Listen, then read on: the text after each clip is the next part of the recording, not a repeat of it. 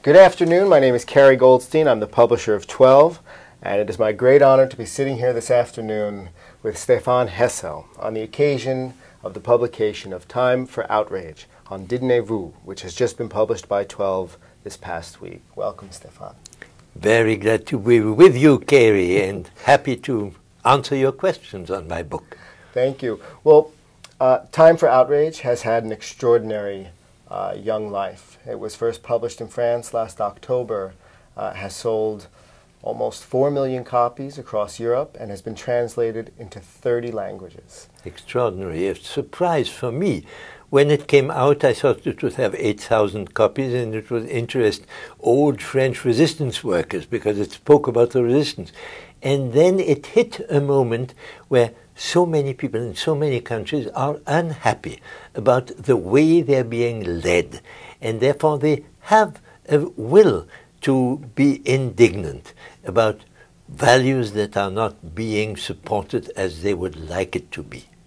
And therefore, not only in North Africa, but now in a number of European and extra-European countries, in South America, and now in the United States, thanks to 12. And I'm grateful to you to have put this book at the disposal of the American public. How would you describe the difference between a sense of indignancy and anger? Yes, there is a difference. I think anger is useful, but it is not sufficient. If you get angry, even if you are outraged, like the title of the book is in English now, it makes you go against something, but not go forward to something different. And indignation in the French word is more a need to change things, not only to say they're wrong, but to say they can be changed. And that, I think, is the message of this little book. Don't be indifferent. Don't say it's not my business. No, it is your business. And if you take it seriously, you are able to change things in the right direction. Well, you've lived an extraordinary life, and as a young man, you were involved with resistant activities in France, right. And also spent some time in 2 concentration camps, correct? Yes. 3 concentration. 3 concentration Never camps. mind. 1 is enough for anybody. 3 Well, is a little too much. What's most powerful about your story to me is that when the war ended, you didn't return to what could have been a comfortable life in academia, and chose instead to get involved with the political process. Could you talk a little bit about that for us? Indeed, after the 6 years of war, for a Frenchman the war lasted 6 years. We were drafted in 1939, and I came out only in May 1945. These 6 years of my young life brought it as a necessity to me, as a responsibility, to work in the diplomatic service, trying to bring together countries who had so terribly fought against each other. And for me, the great moments just after the war were the building of Europe, of a united Europe, but even more so, the building through the Charter of the United Nations of a united international community. And I had the greatest admiration and respect for President Franklin Roosevelt. Without him, we wouldn't have had the Charter of the United Nations. At the time, neither Churchill nor Stalin really wanted it. And Franklin Roosevelt was strong enough to tell them, we must have this charter.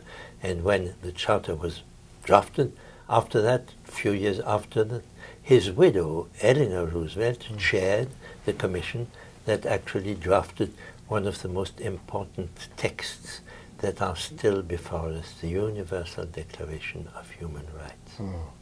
As you know, it is the only international text with the adjective universal.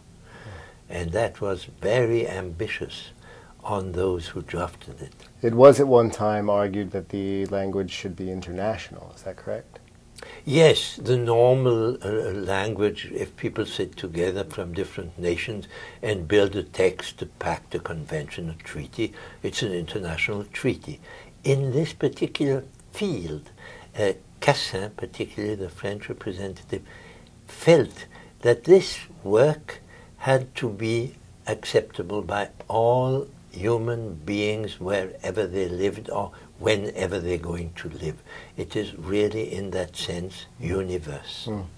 Now, the essay that's published now as Time for Outrage was originally delivered as a speech in memory of the French Resistance. That was not even 1 year ago. And a good deal, or the publication was not even a year ago, and quite a bit has happened in the past 11 months.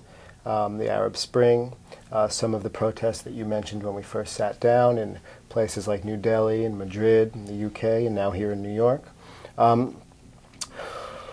What do you see happening around the world, and how do you see some of those same universal principles playing out among the people in the streets?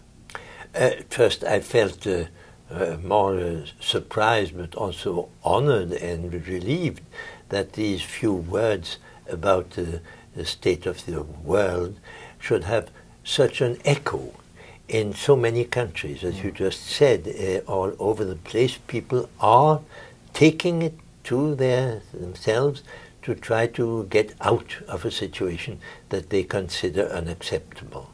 That is something new. It arose with the Arab Spring, but then it infiltrated practically everywhere. Even in this country, what's happening today in Wall Street is something relatively new for the United States. Yes, you've had great movements, such as the great movement for the campaign of President Obama. That was a great, important move. But after he was elected, then it didn't materialize so much. So I think what we are witnesses of is that the ideas, the very brief and obvious ideas that are in this little book, Indignez-vous, or Time for Outrage, these ideas are now spreading. And probably we are on the threshold of a new global society. The society has become global. We are now living in a world which can be changed only globally. It cannot any longer be changed in one place or the other. It all holds together. And that is new and interesting. And the young generation, yours and your children's, if you have some. Not yet. We're going to cut that. In that younger generation, it is obvious that we need a new world system. We cannot accept anymore the unregulated financial and economic system that drives us crazy. We cannot accept that the earth is going to be exploited and overexploited, as it has been for, unfortunately, at least two last centuries. So there is time for something that would be a renovation of human feelings about human society. That would be an important change in the history of our compatriots. Well, it's one thing to talk about a utopian future, near or far. It's another thing to put those ideas into action. And what we see happening in these cities around the world are young people feeling disenfranchised and cut out of the political process and lacking the confidence in their political representatives to not only speak for them, but to effect any change. So how does one take these ideas and these ideals and put them into practice? How can somebody make change? Not easily, not quickly, but gradually. There is a triangle that I always quote: governments, financial and economic forces, citizens. If the governments let themselves be lobbied and oppressed by the financial systems and do not care for what happens to their citizens, then we are in the crisis that we are living now. If the citizens have an impact on their government to allow it to resist the forces of the economic selfishness of the privileged, then things can change. They must believe in governments, and they must go the way that democracy allows citizens to have influence on their government. There are political parties supposed to work that thing. And the governments have the possibility of working together within such an institution as the United Nations. If the governments work together to get rid of the excessive influence of corruption, of unregulated finance, then the citizen will be able to achieve what he wants. So, what is my message to the ordinary citizen, to the young Frenchman, and why not to the young American? It is, look around you, look at what you consider unacceptable, and get together with others who feel like you that this is unacceptable, and then put pressure on your government through the normal ways, the electoral systems which are there to allow citizens to have influence on their governments. There seems to be a sense of complacency in, for example, a two-party system. You've spoken eloquently about the EELV in France and some of the work they're doing. Do you see, you're visiting America now, do you see the possibility for new parties to arise, for new organizations to make an impact? Well, each country has its own institutions. The great institutions of the American democracy call really for two parties. So I cannot imagine that a third party, perhaps on environment, like the little party in Europe now, could strive in the American system. I would say that you choose your party, and if you feel that it is possible for the Democratic Party, which after all has elected a great new president, to become a force that will be more active than it is now to change the situation in the United States and to get rid of some of the major lobbies that oppress the government, then enter the Democratic Party and make it into the party that you feel is needed for this country.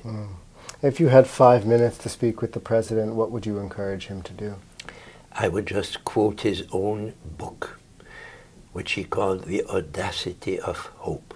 And I would tell him, dear President, don't stop being audacious.